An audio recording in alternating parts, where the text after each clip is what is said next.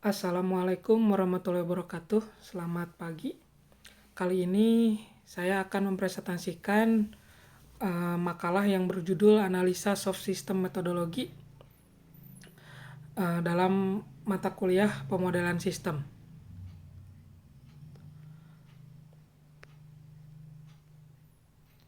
Saya sendiri bernama Agung Mufli Nasrul Haq, Teknik Industri C, Universitas Langlang Buana.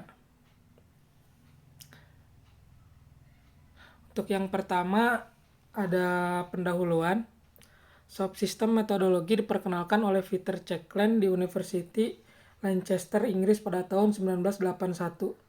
SSM dikembangkan untuk menangani masalah manajemen yang muncul dari sistem aktivitas manusia atau Human Activity System. SSM merupakan kerangka kerja pemecahan masalah yang dirancang secara khusus untuk situasi di mana hakikat masalah sulit untuk didefinisikan. SSM merupakan sistem pembelajaran yang pertama tidak pernah berhenti atau siklik. Yang kedua menggunakan model sistem aktivitas manusia. Yang ketiga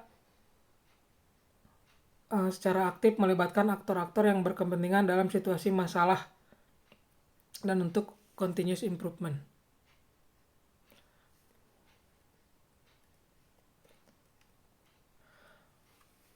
Pada sistem metodologi yang dikembangkan oleh Checkland ini pertama kali diperkenalkan dan sekarang penggunaannya telah meluas dalam berbagai variasi literatur untuk berbagai pendekatan serta aplikasi.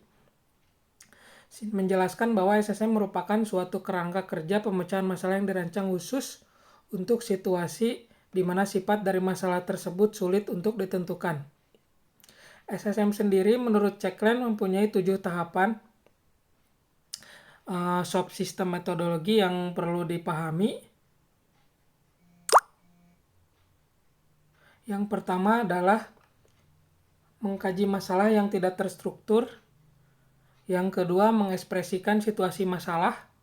Yang ketiga, membangun definisi permasalahan yang berkaitan dengan situasi masalah.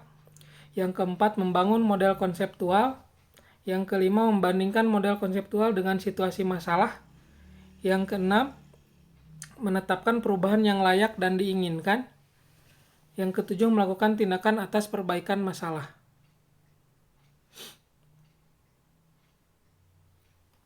Yang pertama, mengkaji tahapan pertama dalam subsistem metodologi ini. Yang pertama adalah mengkaji masalah yang tidak terstruktur. Mengkaji masalah yang tidak terstruktur adalah menyatakan suatu masalah yang membutuhkan analisis masalah dan situasi dengan membiarkan anggapan-anggapan yang beredar tanpa membatasi dan langsung menyimpulkan. Pada tahap ini dilakukan pengumpulan sejumlah informasi yang dibutuhkan seperti sejarah, budaya, struktur, sosial, jenis dan jumlah serta pandangan dan asumsi pihak-pihak yang terlibat atau pihak yang dieksplorasi dengan menggunakan SSM.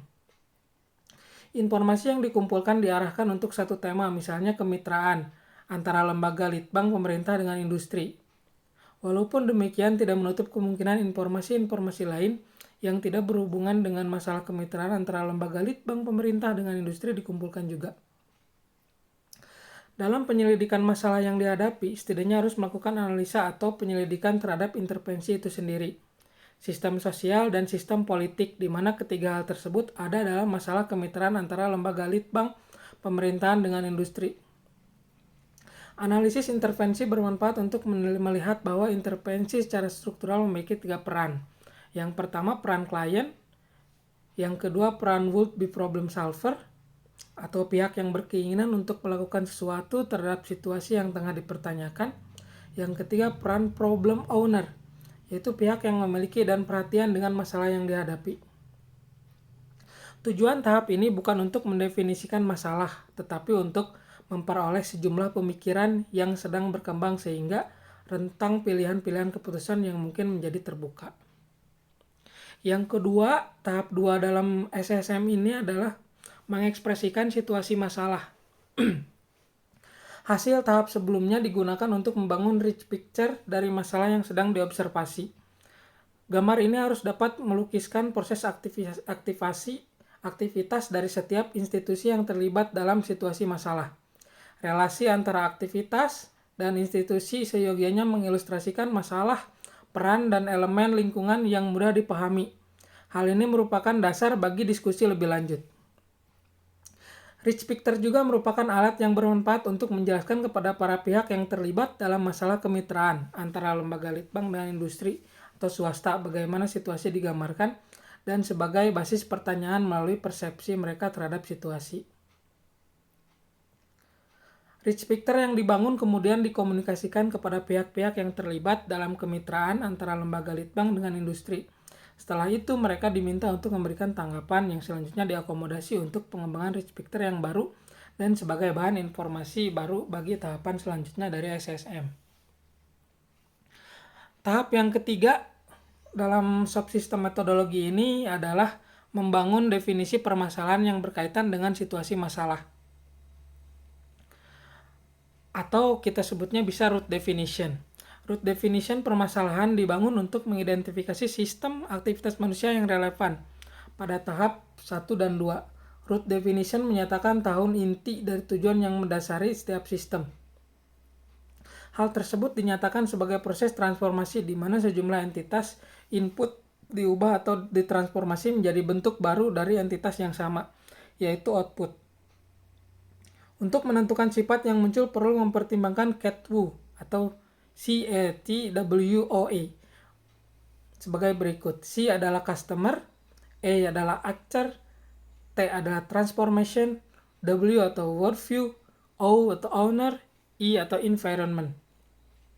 Konsep inti di dalam CATWO ialah pemadanan antara proses T dengan W atau T dengan W yang membuat hal tersebut bermakna untuk berbagai tujuan yang terdapat sejumlah transformasi yang berbeda.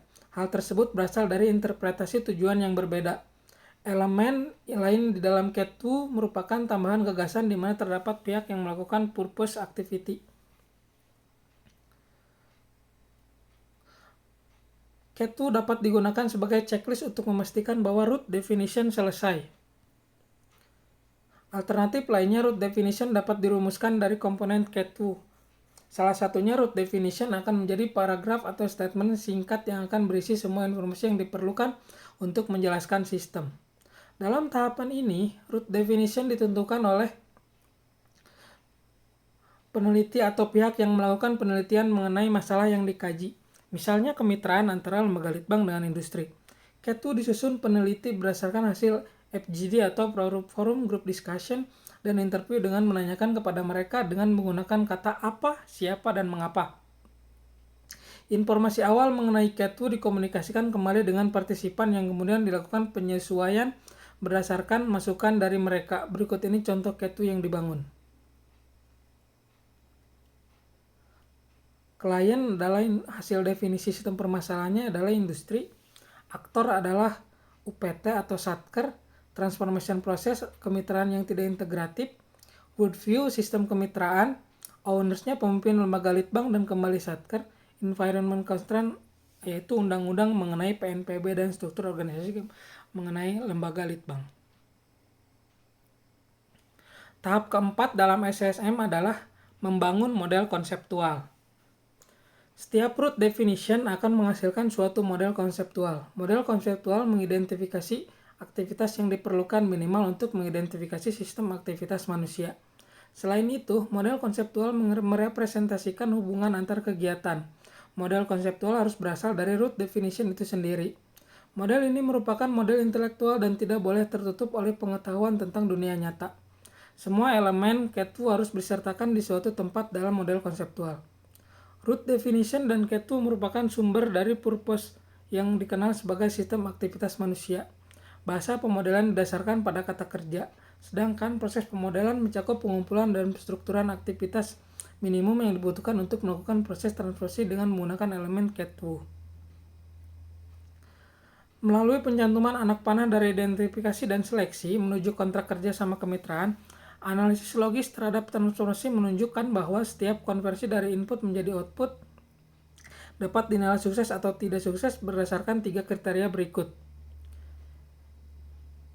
Efisiensi yaitu cara yang dipilih memang bekerja dalam menghasilkan output. Efisiensi apakah penggunaan sumber daya dalam proses transformasi merupakan penggunaan minimum? Effectiveness, apakah T merupakan tujuan jangka panjang?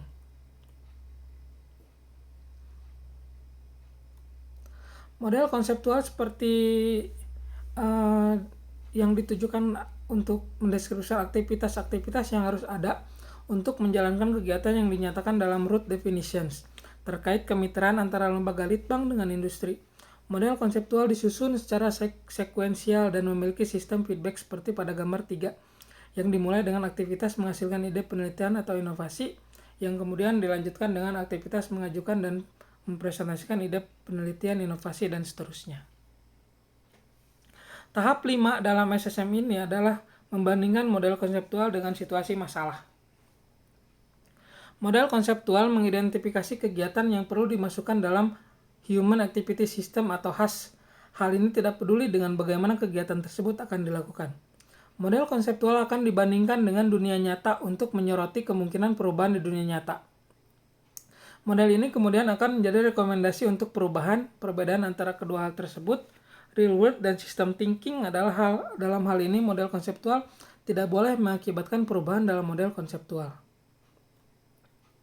Pada bagian ini, masing-masing orang yang terlibat dalam diskusi kemitraan antara pihak 1 dan pihak 2 dimintai tanggapan berdasarkan model konseptual pada tahap 4 dibuat sebelumnya. Pada kesempatan ini, masing-masing pihak akan ditanyakan mengenai persepsi dan penilaian mereka terhadap aktivitas-aktivitas yang dimodelkan. Apakah aktivitas itu harus tetap ada atau diubah? Kemudian ditanyai pula mengenai perubahan terhadap aktivitas-aktivitas yang telah dimodelkan. Dan apakah ada tambahan aktivitas terhadap model konseptual yang dibangun? Setelah dilakukan wawancara satu persatu, dilakukan forum group discussion yang didiskusikan dengan para pihak yang terkait model yang dibangun. Pada pelaksanaannya bisa terdapat satu atau lebih model yang direkomendasikan. Namun setelah didiskusikan secara mendalam di antara pihak yang terlibat akan ditentukan satu pilihan model yang akan disepakati dan digunakan bersama.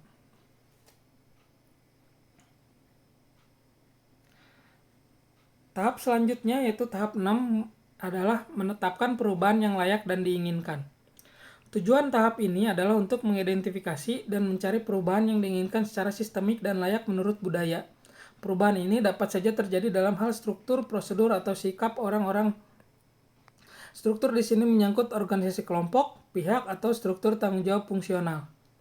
Perubahan prosedur meliputi semua aktivitas yang dilakukan organisasi, seperti tindakan-tindakan operasional.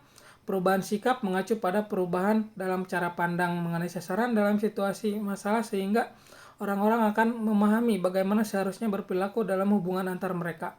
Kedua alur berpikir dan bertindak di dalam SSM mempertemukan perdebatan yang terstruktur untuk mendefinisikan perubahan yang dapat membuang ketidakpuasan. Akan tetapi, hal yang lebih utama ialah mengimplementasikan perubahan yang didefinisikan tersebut. Implementasi itu sendiri merupakan situasi permasalahannya tersendiri. Tahap selanjutnya yaitu tahap 7 adalah melakukan tindakan perbaikan atas masalah. Rekomendasi untuk perubahan dapat diimplementasikan.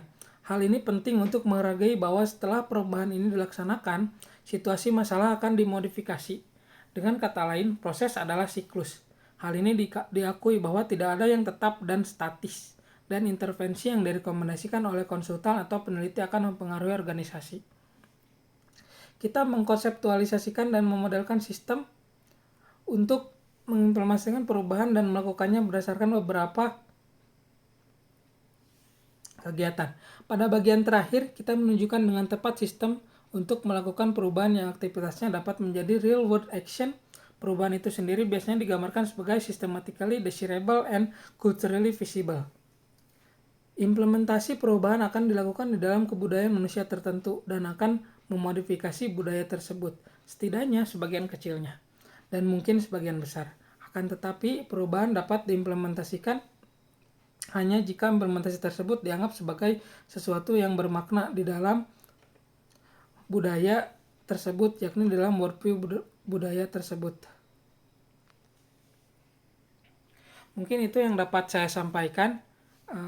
Terima kasih atas perhatiannya. Wassalamualaikum warahmatullahi wabarakatuh.